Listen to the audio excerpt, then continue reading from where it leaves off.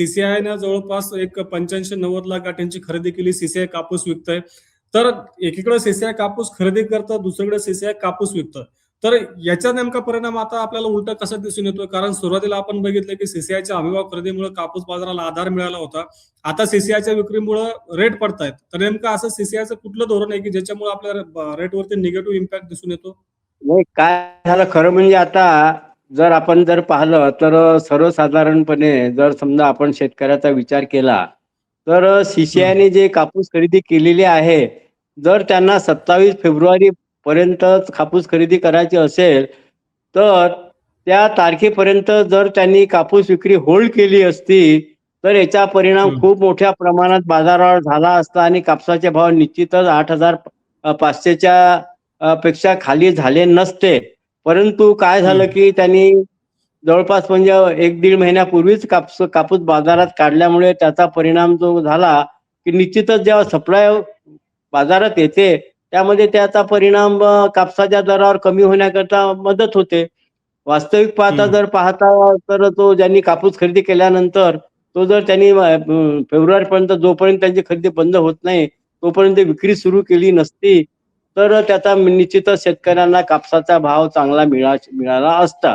पण दुसरीकडे जर म्हटलं की त्यांच्याकडे एक टेक्सटाईल जे वस्त्रोद्योग लॉबी आहे तेही प्रेशर करत आहे की सीसीआयने कापूस विक्री करता काढावा.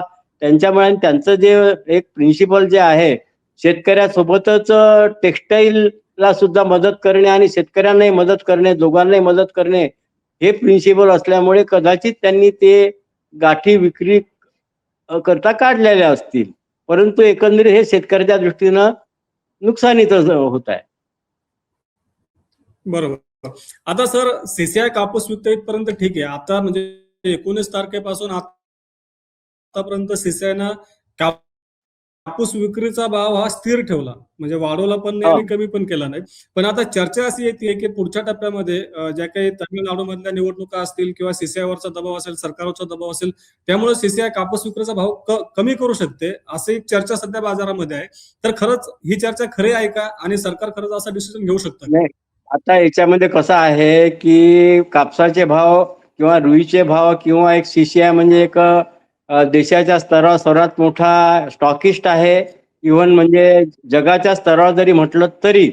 पण आपण जे म्हणता की बाकी हे पॉलिटिकल किंवा हे बाकी तामिळनाडू जे इम्पोर्ट जो मेन कंझ्युमर त्यामध्ये आहे तर आणि त्यांच्या गाठी विकल्या जात नसल्यामुळे मोठ्या प्रमाणात काय असते कुठल्याही गोष्टीचं खरेदी विक्रीचं धोरण करताना विक्री जर समजा कापसाची विक्री मोठ्या प्रमाणात झाली असती तर त्यांनी कापसाचे भाव निश्चित वाढवले असते.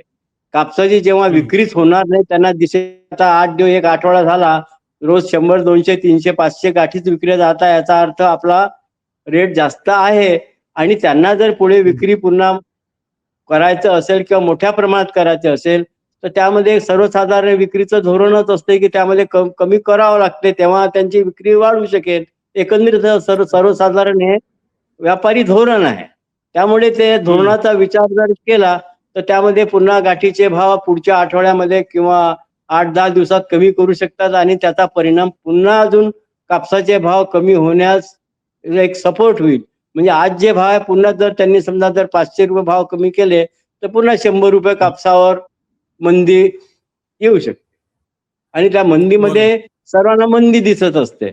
त्यामुळे व्यापारी त्यांनी जर 500 रुपये भाव डाऊन केले तर व्यापारी तिकडे 1000 रुपये भाव डाऊन करतात. असं एकंदरीत व्यापाऱ्यांचं धोरण असते.